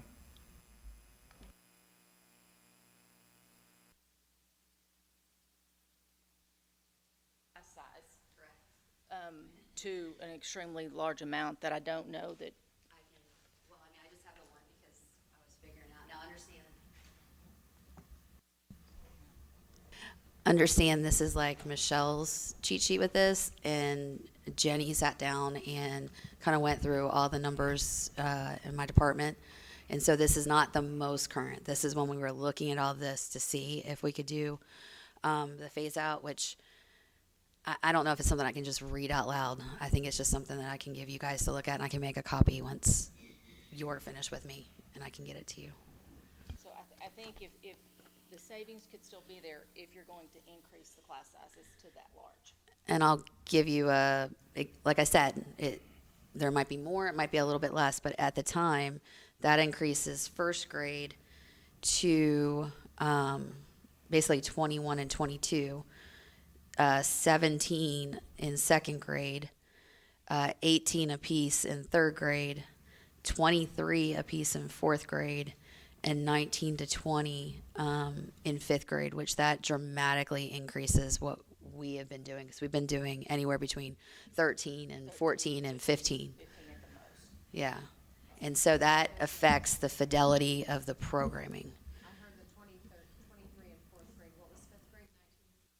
19 in one, 20 in the other. Now, like I said, we might have lost a few or gained a few since we did this, but this gives you some of the, according to Tanya, we have gained. So we've gained.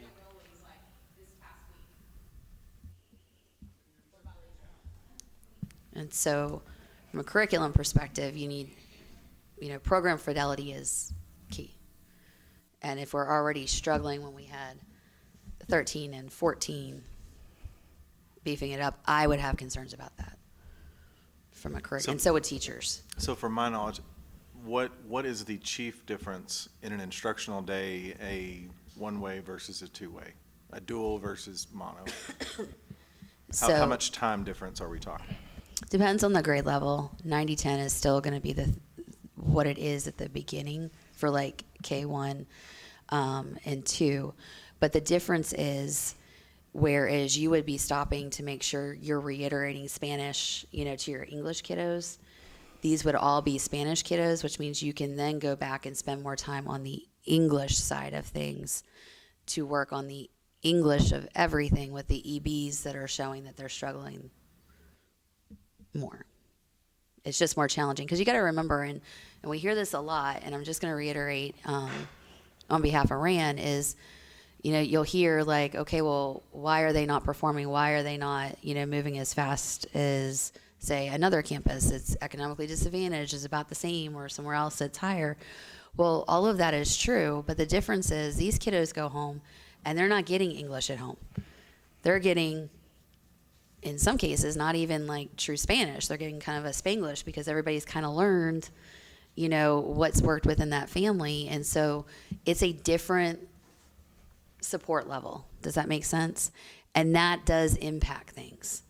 Like I said, there's nothing great about this. I mean, not for you guys having to be up there and having to make that call, not for us having to look at things and make that call. It's just, these are the facts of where we are right now on these particular things.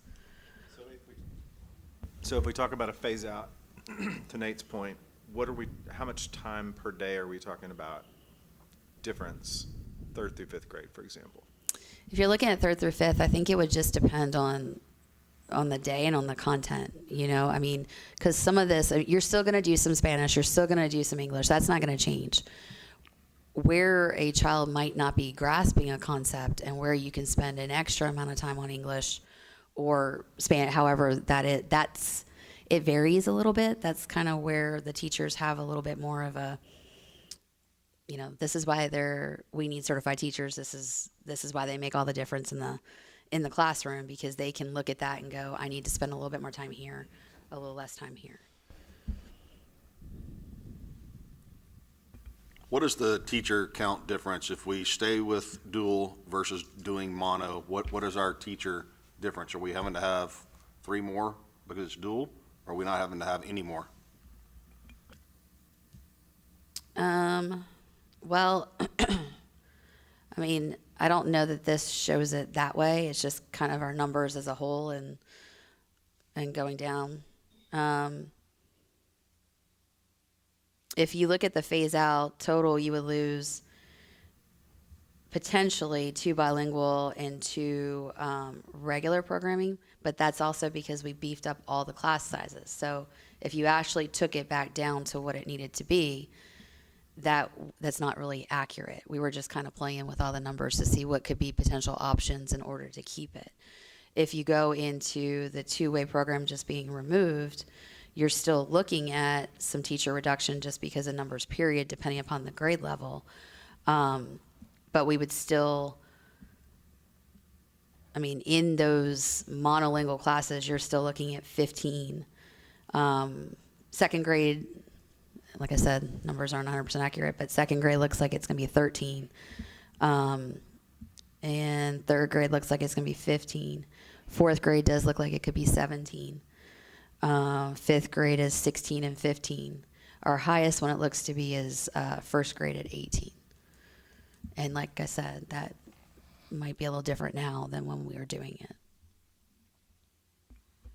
Do we have any volunteers that show up for these classes to help teachers out? I can't answer that one. Yes. More like an aide, somebody that comes in and just helps the teacher out. If we ended up with 20 in a class, do we have anybody? No. Okay.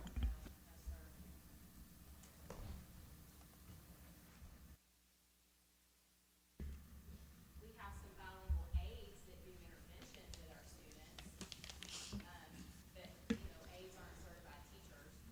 It's not the same, but at least they get some kind of intervention with them. And then the other thing that Tanya and I have been talking about too is, and I'm not saying it's the same by any stretch of the imagination, but doing like a Spanish club or doing something of that nature that's after school with a teacher that's, that we already have. If we looked at it in like, say, a specials rotation, that's still hiring a teacher. And we're already 3 down with nothing in the pool. And so when I say we have been thinking about this like nonstop, keeps us up at night, we're thinking about this nonstop. What percentage of the weighted funding stays in the bilingual program? The money that comes in for the weighted funding, is it all stay in, or is it a small amount go somewhere else? 55, the requirement to be spent is What percentage do we spend? 55. So we're not spending all of that weighted funding that comes in for bilingual on bilingual though. Is that correct? Just recapping here. We're taking some of that money that comes in for those kiddos and putting it other places. Well, we don't spend the total amount on salaries in order to operate the program. What is charged to bilingual is specific to the bilingual program, as far as instructional students. And certified teachers get more if they're certified. And then non-certified, not as much. Can we not spend more? Can we not require, because I know the same, or I'm assuming the same is for SPED. We have a certain allotment. Can we not do better?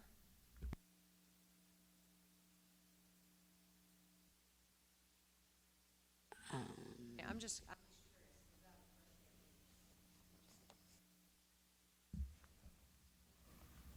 You mean as far as spending more of the Could, correct, could we not spend 60%? Could we special ed, not? we're spending like 98% We right are? now. And I haven't ever heard the numbers, so I Yeah. mean, that's awesome, that's Yeah, fantastic. no. Then I totally take back that, question. But on this, 55%, if we're only allowed, that's the minimum. I can't imagine, to me, doing the minimum is not okay, especially when Well, the we're reason looking why at scrapping a program. The reason why TEA has it at that percentage is because that is allowed for all of the other administrative costs to operate a program. So that helps cover part of the superintendent's salary, it helps cover part of Michelle's salary. In order to cut the checks, it's there to help cover all the other administrative costs. If you spent 100% of every one of the additional allotments that you receive, then your basic instruction, it's not enough to cover all the other things to operate the school. That's Okay, kind of how their funding works. So then the comparison is, you just said we spend 90% on special On ed, sped, right? mhm. Okay, so why wouldn't we do the same for another program? I would love to see financials. Is there any way we can get a report on both of those categories, on funding and weight and all that stuff, so we can see where the money goes? Mhm. Okay, that would be fantastic. That would help me a ton.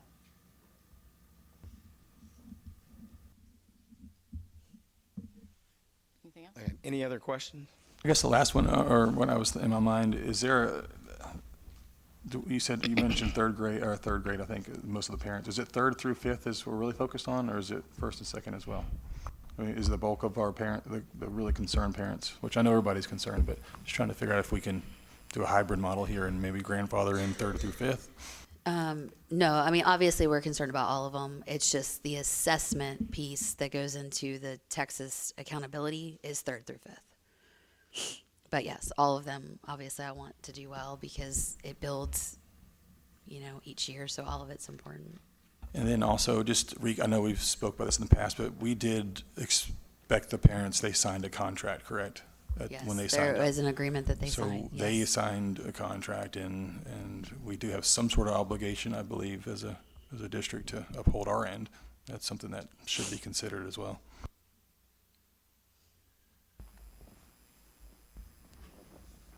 Yeah, I agree on that too. I'm a finance guy, so I'm sitting here really struggling on being a good steward of the taxpayers' money or doing what we set forth we would do whenever we committed to these children. And I hope this is the only time that I may go one way against the other, but at the end of the day, I think our commitment and our word is worth more than money. And I'll just leave it at that. So I'm gonna play devil's advocate just a tiny bit, and I guess there's a red button.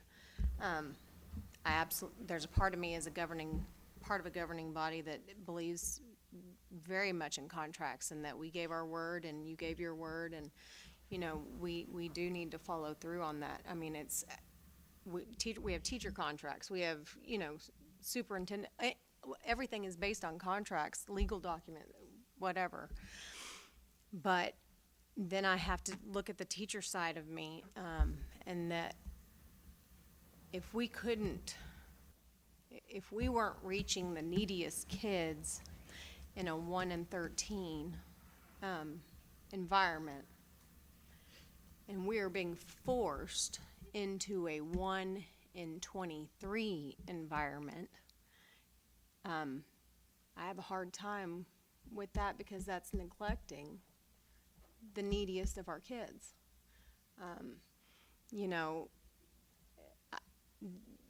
I'll be on.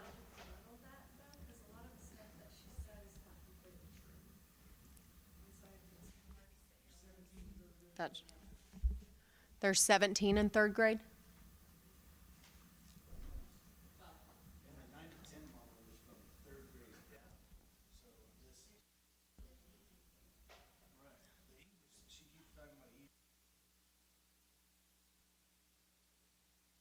I do understand.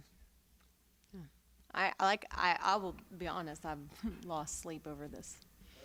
And I know you have, and would not want to change positions because I was in that position about 4 months ago. So with how, STEM. how does this impact the enrollment numbers in our English only?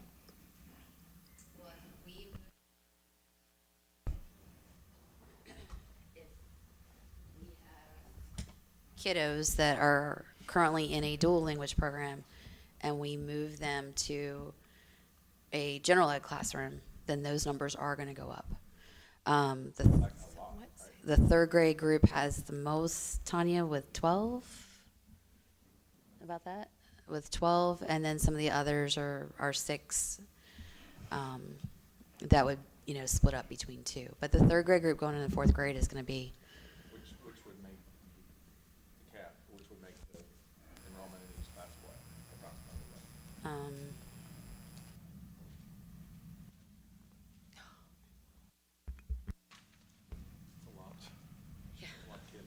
Well, and understand these are numbers that we looked at when we were initially looking at this. So he's right; they might be different now, but based on this, it put our regular or our general ed classrooms at approximately 24, and it put our bilingual classrooms at approximately 17, based on the numbers at this time.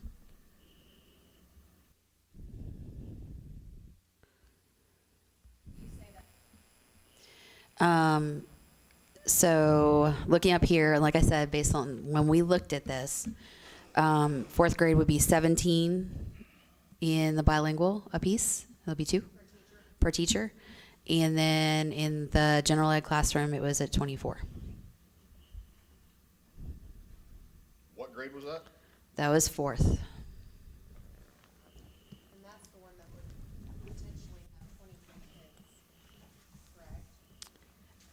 Yes, if we did a phase out, it would be 23 and 23 in the bilingual classrooms, and then the regular or general ed classroom would be 17 and 19 based on the numbers at this time.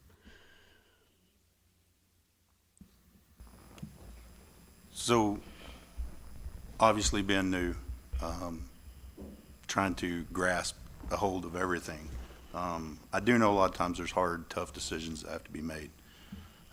Sitting and listening to everybody, understand as a parent, I got kids too, and last year, the special education was moved from Carson to Young, which I desperately hated.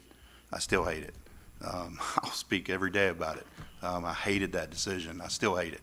But understanding that there was a reason for this, can make it help. But I think overall, there's a big picture. I think there's 3,795 students in the school district, to what Mr. Lackey, I believe, said earlier. And as much as I would like to look at a small picture of just RAN, it's looking at a big picture. And I think, obviously, I would love to give all of our teachers raises. I hate the fact we're losing teachers. I wish we wouldn't have done that either. I wish we'd have just wrote it out financially, and again, that's not my pay area, but I would not have liked to have seen any teachers leave. I strongly believe at some point in time, we're going to get some extra funding from the state. And again, I may be out of line or out of context here, but currently just looking at this right now, I know it's not going to be a popular decision, but listening to Dr. Wooten and kind of from just picking up on what Ms. Ledger is saying, those that are in the trenches every single day with those kids, if I'm not mistaken, you guys are basically saying that right now this program is struggling, and it's struggling in a multifacet of different areas. Is that correct? That's correct. For me. So what is the administrative recommendation, I guess, is my question. That's My question- exactly what I was going to say, is you guys being the experts in this, and take out the fact that you're like us, you would love to keep every program. But I'm taking you guys as the experts in this because this is you. I just want to know what is y'all's recommendation for this program. The recommendation is, it still stands for what it was before when we had these meetings, which is to end the dual language program due to the lack of resources. And over time, what's happened is it was academics, and then from academics it went to a financial, and then from a financial it went to a staffing. And because of all three of those things, it will be a significant challenge to continue the program with fidelity. And that is not what anybody wants to hear, and that's not what I want to say out loud. But that is where we're at, and that is the reality of things. In my, perfect world, I would love for those factors to start to mitigate themselves and it not be a deal where we can come back and look at it, because it's a wonderful enrichment program. I mean, everything the parents said are absolutely correct. But the staffing and all of these factors are just prohibiting us from having the opportunity to do this program with fidelity. So question for the three new ones. Do you feel at this time that you have, it's not a fair deal. I hate it, three of you come on your really first regular board meeting and have to make these kind of decisions. So I don't want to place that, or none of us want to place that kind of burden on you. A, do you feel like you have a good enough grasp of the situation to even, make a recommendation or to vote on this if it came to that? Because the way it looks like to me is that there's three options here. There can be a recommendation to do a phase out, a recommendation to discontinue the program, or if the new ones, or maybe even the existing ones, felt like we still don't have all the information that we need, to table it. I don't want to do that. I hate that, because the parents have been kind of twisting in the wind for months, and it's not fair to them. They need to understand, even if it's an answer they don't like. But I don't want to make three brand new board members on their first day have to make a decision of this magnitude. So I know that's why. It's been kicked down the road already several times, and I 100% agree. But do you feel comfortable to make whatever decision? Okay. You guys, do you feel okay?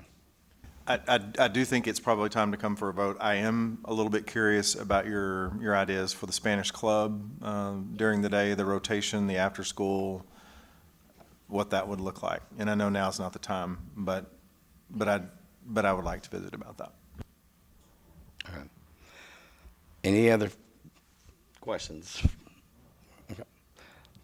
Does someone want to make, and again, you can make a recommendation for probably any of those three. We may have three different recommendations. I'm not trying to confuse the issue. I just want to make sure that each option is out on the table.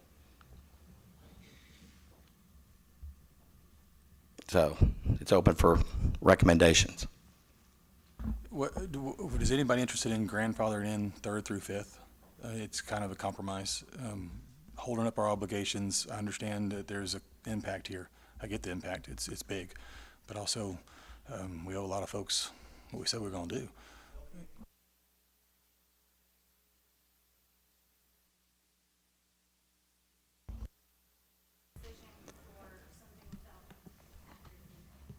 Right.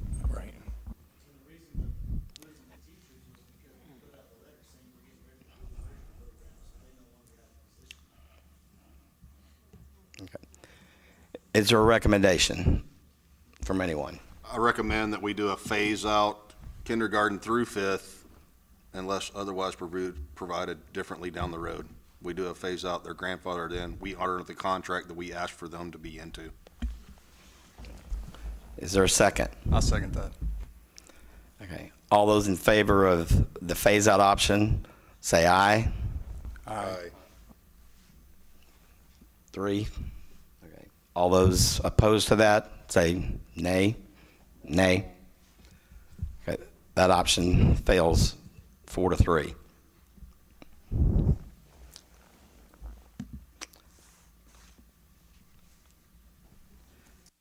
So it is 7:54. We are going to adjourn to closed session, just so you know, for your agenda items. Oh, I thought, yeah, nobody was making another option.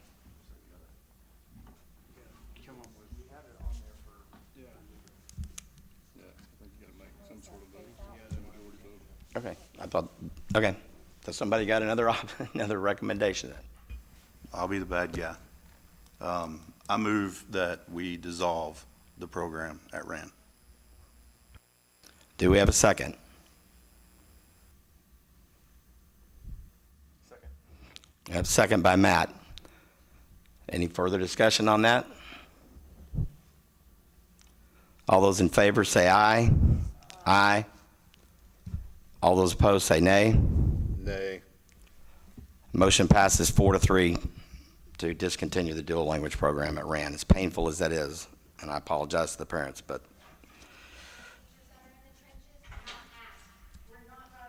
All right, we are moving, it's 7:55. We are moving to closed session, and just so you know, so that you can have your time back, when we come back there are three action items, actually. Action items 2 and 3 have already taken care of at our Friday special meeting, so there'll only be one. If you want to hang around, that's great, but just know that if you want your time back or go watch the Mavs or Stars, go do it.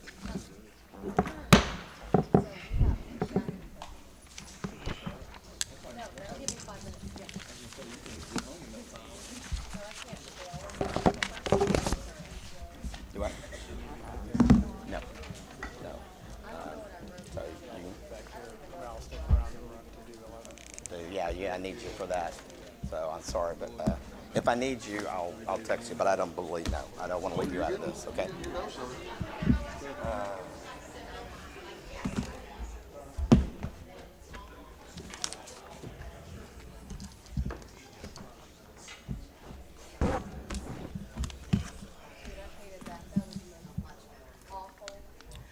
I agree.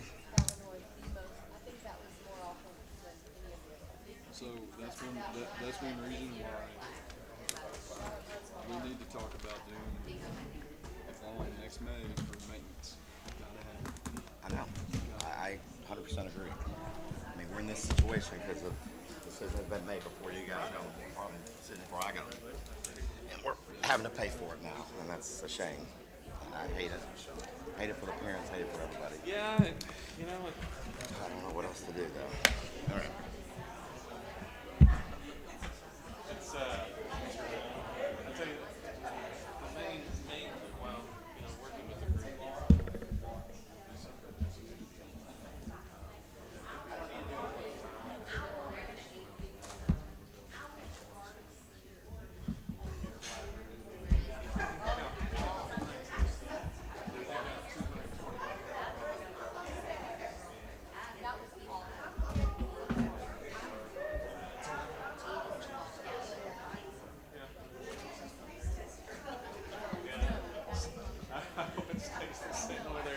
I got along great with everybody the first time. So what do we do here?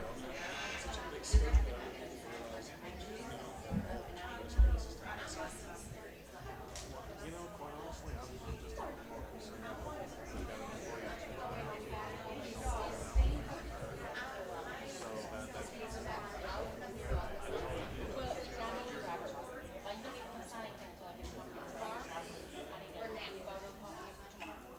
I just need a photocopy of your driver's license. yeah, you know, you can get somebody from the public sector that understands the education side, but they might have more.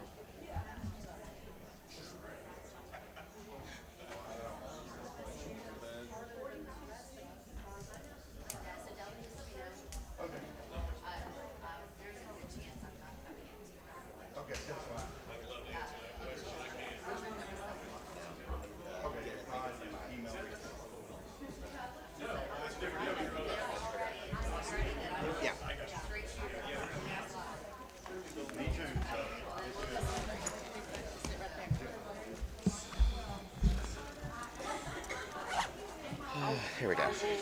I will run, and when I come back, I'm You gonna don't need to set it- run. Well, no, I'll just put it underneath this book right here. Okay. Or I'll just You put know it what, I right probably here.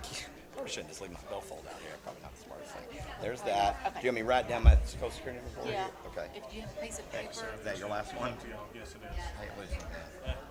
I know, but I know it's a good move for you and because you live in Denton, right? Yeah. Yeah, so I understand. But you're good. You were a good one, man. I hate losing you. I appreciate Oh, it. Good luck to y'all. all right. Thank you, Leon. Here, right here. You'll just write it on that. Let me get a pen. And then let me. Yes. But I need to see your. Thank you. It's anything bad, I don't think. I didn't cuss it usually.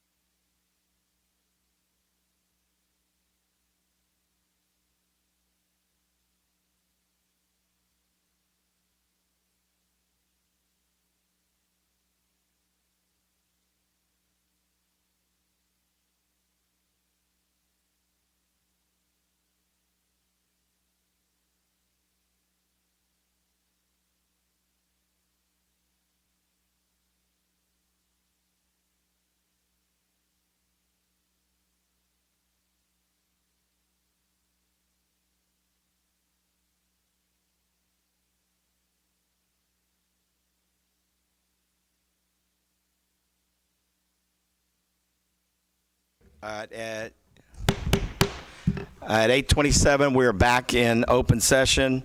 It has been brought to my attention before we get to the final action item is that we needed to correct the motion. We don't need to re-vote, but we need to correct the motion on the to where it says dissolve the two-way dual language program and continue the one-way dual. We didn't add that last part. That's my fault, and so that is now being modified. I just wanted to let everybody know that if you need me to read it again, I'll be happy to read that. Everybody good with that? We don't. We do not have to vote on that again. It's just revise it, just adding that last part and continue the one-way dual. Okay. We're moving now to 11A personnel. Consider and take possible action regarding employment of professional personnel for the 2024. Yep. Just to be really safe, could we go ahead and vote again? Okay. Just to be safe, could we go ahead and vote again? Sure. So there's a motion, whoever wants to make it and read it. You want to read that? Do you remember how you voted? Be. All right. I make a motion to dissolve the two-way dual language program and continue the one-way dual language program. Second? I've got a motion from Delvin and a second from Matt. Is there any discussion? If not, all those in favor say aye by raising your hand. Aye. All those opposed say nay. Motion passes 4-3. Second by Matt. 11A is personnel. 11A1, consider to take possible action regarding employment of professional personnel for the 2024-2025 school year. Mr. Lackey, you want to jump in there on that piece? Yeah, I'll make a recommendation, the approval of the professional staff for the 2024-2025 school year as presented and authorized or presented to you of those staff members. Okay. Do we have a motion?